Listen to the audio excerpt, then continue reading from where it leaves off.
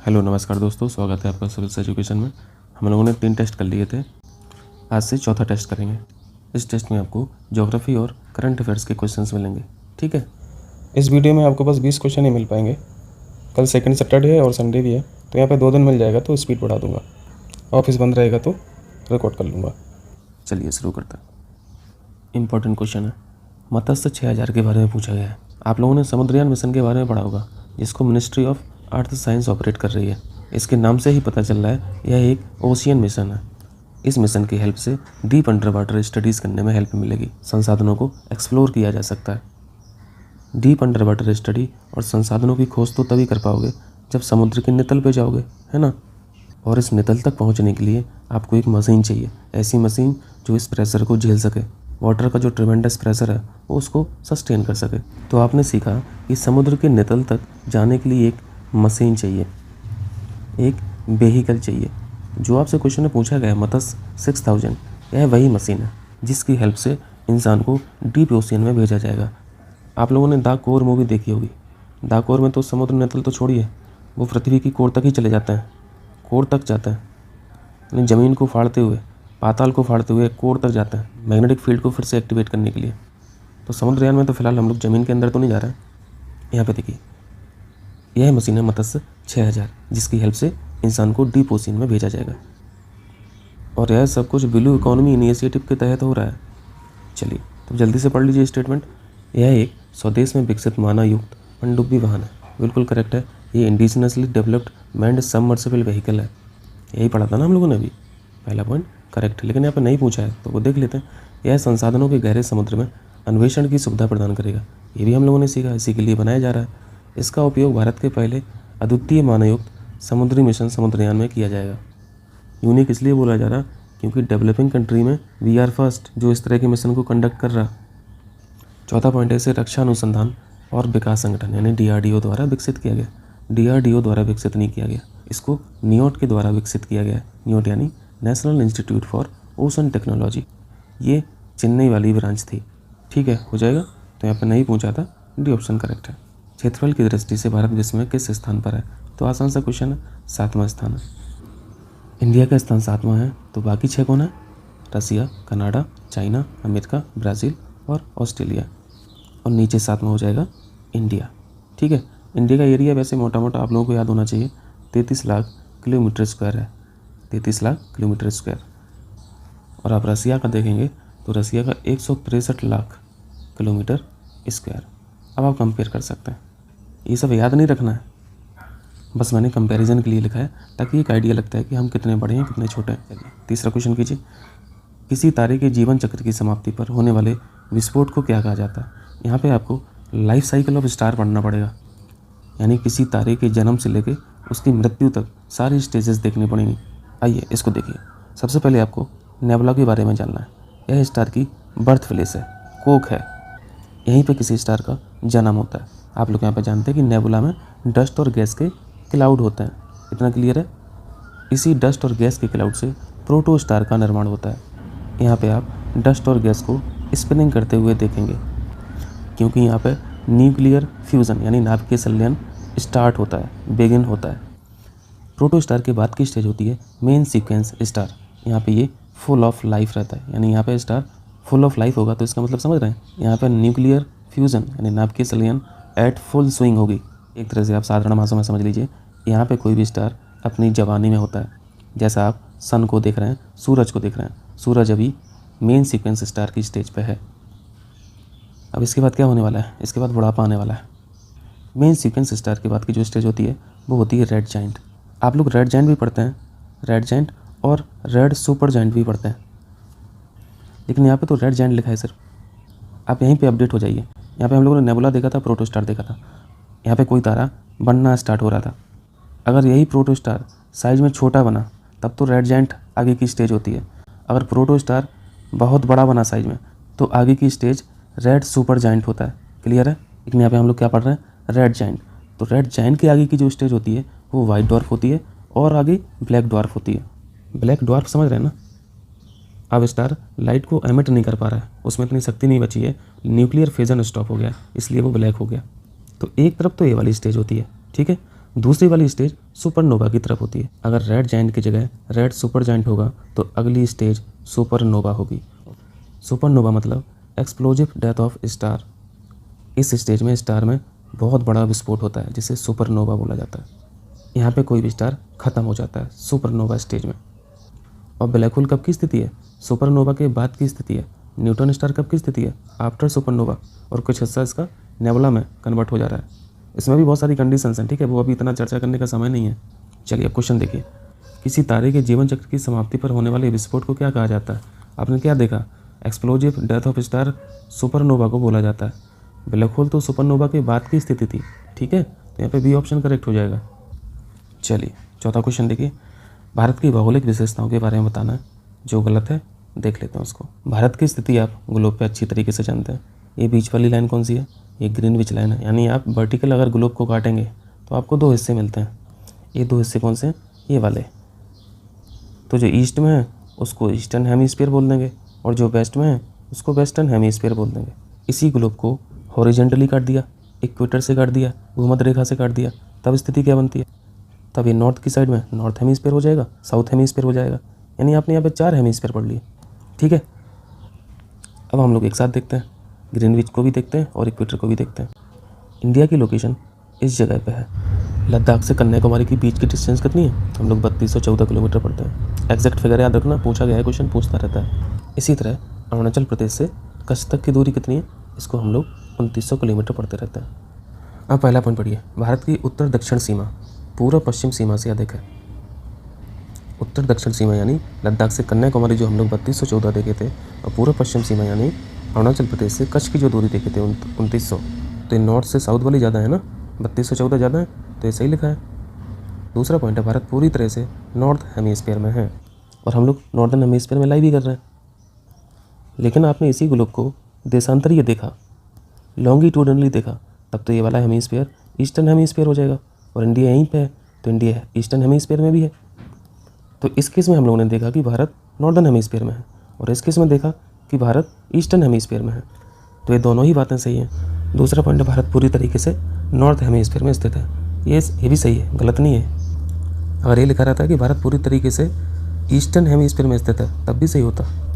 तीसरा पॉइंट है, Indian peninsular प्लेटू is highly uneven, अत्यधिक असमान है। पेनिनसुलर पठार यानी ये अरावली के नीचे का हिस्सा पूछ रहे हैं, अरावली से अरावली के नीचे तक का हिस्सा, यही प्रायद्वीप पठार होता है।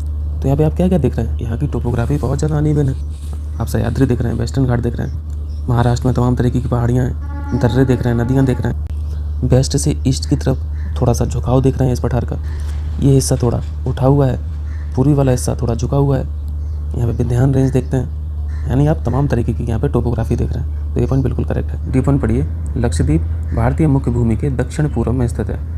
लक्षद्वीप कहाँ पे है? इस तरफ है कि इस तरफ है? ये कौन सी डायरेक्शन है? ये साउथ वेस्ट है, ना कि साउथ ईस्ट। साउथ ईस्ट गलत लिखा है, यहाँ पे साउथ वेस्ट होना चाहिए। अरब सागर में है ना लक्षद्वीप, बे ऑफ बंगाल में थोड़ी ना है। ये पॉइंट गलत लिखा, गलत पूछा था, करेक्ट आंसर डी हो जाएगा। आगे चलें, चलिए पाँचवा देखिए, निम्नलिखित में से किस गाँव को संयुक्त राष्ट्र विश्व पर्यटन संगठन द्वारा सर्वश्रेष्ठ पर्यटन गांव के रूप में चुना गया? इंपॉर्टेंट क्वेश्चन है। तेलंगाना के पोचमपल्ली गांव को सर्वश्रेष्ठ पर्यटन गांव का दर्जा मिला। भूदान आंदोलन याद आ रहा? आचार्य विनोबा भावे का, इसी गांव से स्टार्ट किया था, ठीक है, करेक्ट आंसर ही हो जाएगा। चलिए छठवां क्वेश्चन देखिए, मैचिंग कराना है नदी से उनके शहर का, यानी कौन सा शहर किस रिवर बैंक पे है?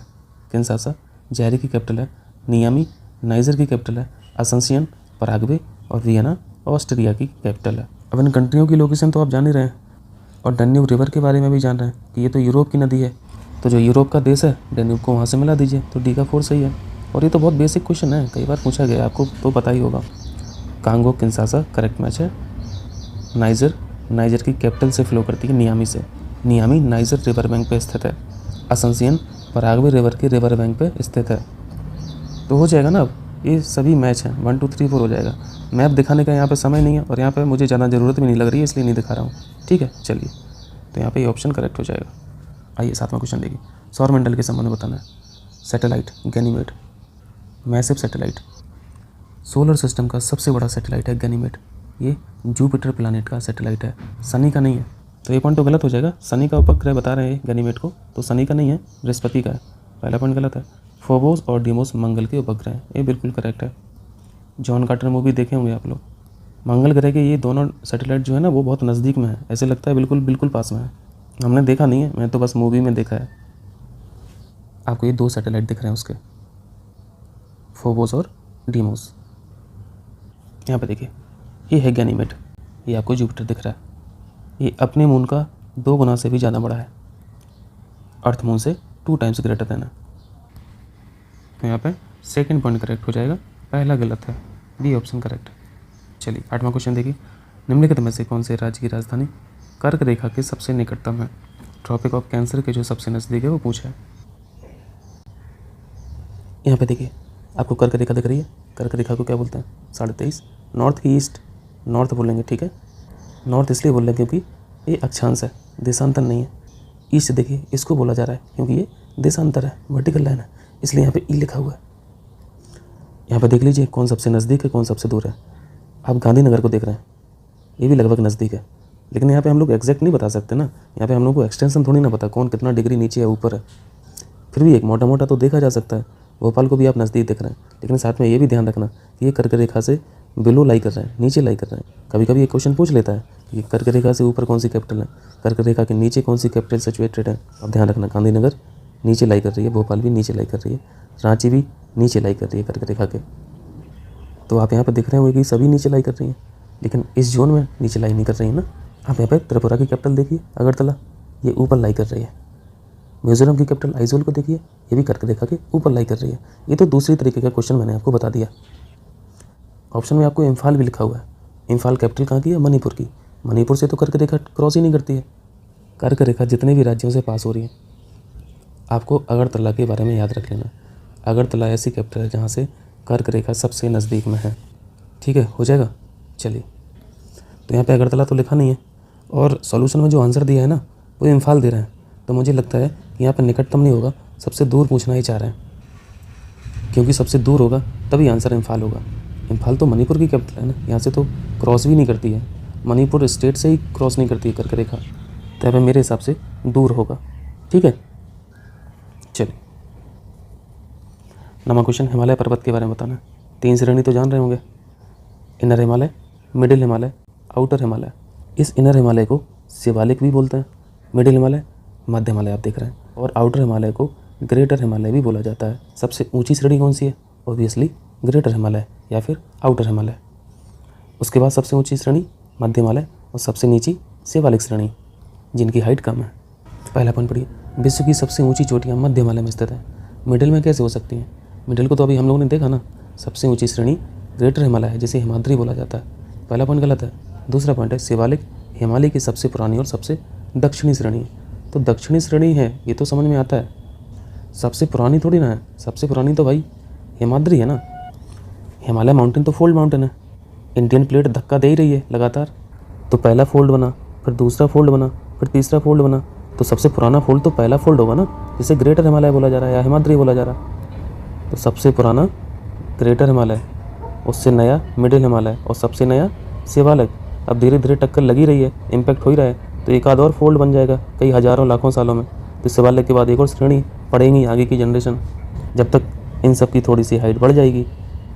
ठीक है, तो ये भी गलत है, यहाँ पे दोनों गलत है, डी ऑप्शन करेक्ट हो जाएगा। चलिए 10वां क्वेश्चन देखिए, तो आसान सा क्वेश्चन है। सिटमैक्स किसके बीच एक त्रिपक्षीय नौसैनिक अभ्यास है? तो इसी के नाम में ही 3 देशों के नाम छुपे होंगे, SIT में ही छुपे हुए हैं, सिंगापुर, इंडिया और थाईलैंड। तो ऑप्शन ए करेक्ट हो जाएगा। M का मतलब मैरी टाइम होता है, नौसैनिक समुद्री अभ्यास है ना, और X का मतलब एक्सरसाइज अभ्यास। चलिए 11वां क्वेश्चन देखिए, हाल ही में चर्चा में रहा कामो वालेबा शब्द निम्नलिखित में से किससे संबंधित है? ये आपको अर्थ नज़र आ रही है, और ये मून है। पृथ्वी और मून के मध्य ये जो आपको सेलेस्टियल बॉडी दिख रही है, इसी का नाम है कामो ओलेबा। एक तरह से आप चट्टान बोल लीजिए, यह एक चट्टान है जिसको सेमी सैटेलाइट बोला जा रहा है, अर्धोपग्रह बोला जा रहा है। इसको आप एस्ट्रॉयड भी बोल सकते हैं। रिसर्च कह रही है कि ये हिस्सा जो है चट्टान का हो सकता है मून का ही भाग हो, जो अब फ्रेगमेंट हो चुका है। यहाँ पे बी ऑप्शन हो जाएगा, quasi satellite tracking the Earth orbit. B option correct है। चलिए 12वां क्वेश्चन देखिए, निम्नलिखित में से कौन सा भारत को श्रीलंका से अलग करता है? आसान सा क्वेश्चन है। पाक स्टेट से भारत और श्रीलंका अलग होते हैं। 10 डिग्री चैनल के बारे में आप लोग जानते होंगे। यहाँ पे अंडमान सेपरेट होता है निकोबार से। डंकन पैसेज, इसको भी हम यहाँ पे आपको दिखा देते हैं। ये आपको जो मलीकू कंडू लिखा हुआ दिख रहा है, इसी को 8 डिग्री चैनल भी बोलते हैं। ये हिस्सा जो है ये है अंडमान द्वीप, और नीचे वाला जो ग्रुप है आइलैंड्स का, इसको बोलते हैं निकोबार आइलैंड। अंडमान द्वीप समूह और निकोबार द्वीप समूह 10 डिग्री चैनल के द्वारा सेपरेट होते हैं। ये आपको यहाँ पे 10 डिग्री अक्षांश दिख रहा है। पहले हिस्से को बोलते हैं नॉर्थ अंडमान। ये जो दूसरा हिस्सा दिख रहा है, ये दूसरा हिस्सा है मिडिल अंडमान, और ये तीसरा हिस्सा जो है इसको बोलते हैं साउथ अंडमान।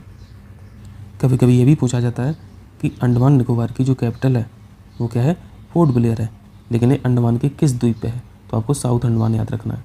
अंडमान आइलैंड्स का एक हिस्सा और है लिटिल अंडमान। साउथ अंडमान को लिटिल अंडमान से अलग किया जा रहा है डंकन पैसेज के द्वारा। ठीक है, याद रहेगा। चलिए, तो यहाँ पे हम लोगों ने आंसर निकाल लिया था पाक स्टेट। 13 देखिए, डोल ड्रम के बारे में पूछा जा रहा है। प्रेशर वेल पढ़े हैं ना।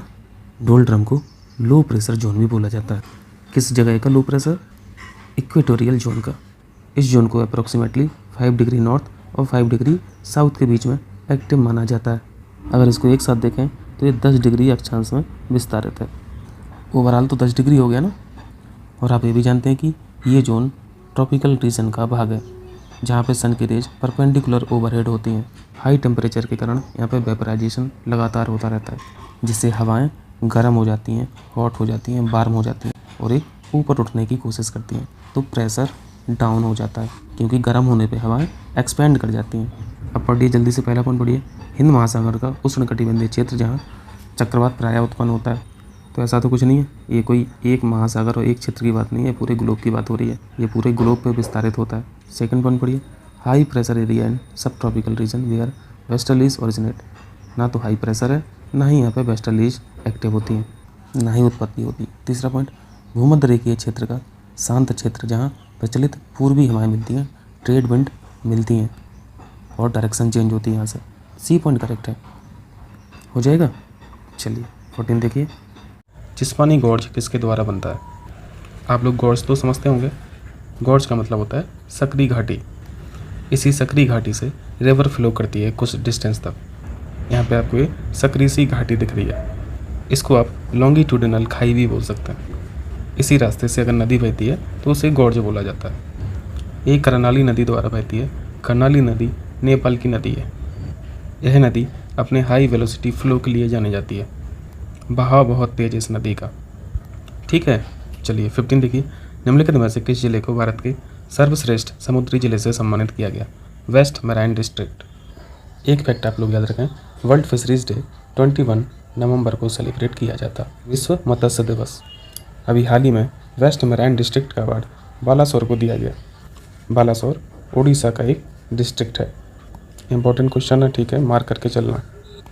इसी अवार्ड के साथ एक अवार्ड और दिया गया वेस्ट मैराइन स्टेट। यदि राज्य स्तर पर पूछा जाए कि सर्वश्रेष्ठ समुद्री राज्य कौन सा है, तब आप लोग आंध्र प्रदेश याद रखें।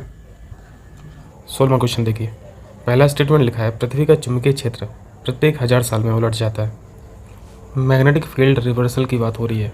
यूरोपियन स्पेस एजेंसी ने अभी हाल ही में डेटा रिलीज किए हैं और इनकी रीसेंट रिसर्च बताती है कि मैग्नेटिक फील्ड को रिवर्सल होने में 3 लाख साल लग जाता है। मैग्नेटिक फील्ड का चेंज इतने जल्दी नहीं होता। पहला पॉइंट गलत है। अब बहुत ज़्यादा टेक्निकलिटी में नहीं जाना है इस क्वेश्चन के, ठीक है। हम लोग को जियो फिजिक्स में इंजीनियरिंग थोड़ी ना करना है।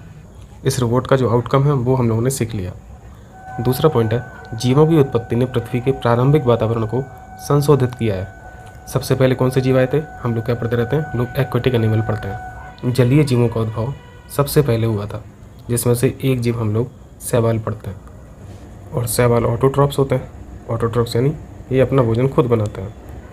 ऑटोट्रॉफ हैं तो फोटोसिंथेसिस की प्रक्रिया को फॉलो करते होंगे, तभी इनको एनर्जी मिलती होगी। और फोटोसिंथेसिस में रिलीज क्या हो रहा? ऑक्सीजन रिलीज हो रहा।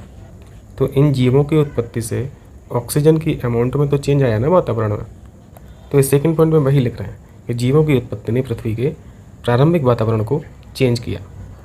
तो ये पॉइंट करेक्ट है। यहाँ पर सही बताना था, केवल 2 हो जाएगा। आगे चलें, चलिए। ये फैक्चुअल क्वेश्चन है। न्यूक्लियर पावर प्लांट से उनकी लोकेशन को मैच करना है। अगर पूछा जाए कि ऑपरेशनल न्यूक्लियर पावर प्लांट कितने हैं, तो आप लोग 22 याद रखें। इन 22 में जो सबसे पहले बना था वो तारापुर का बना था 1969 में। ये कहाँ पे है? ये महाराष्ट्र में। तो तारापुर के सामने तो यहाँ पे आंध्र प्रदेश मैच है और यहाँ पे तो महाराष्ट्र किसी में भी नहीं लिखा है, तो पहला तो गलत मैच है।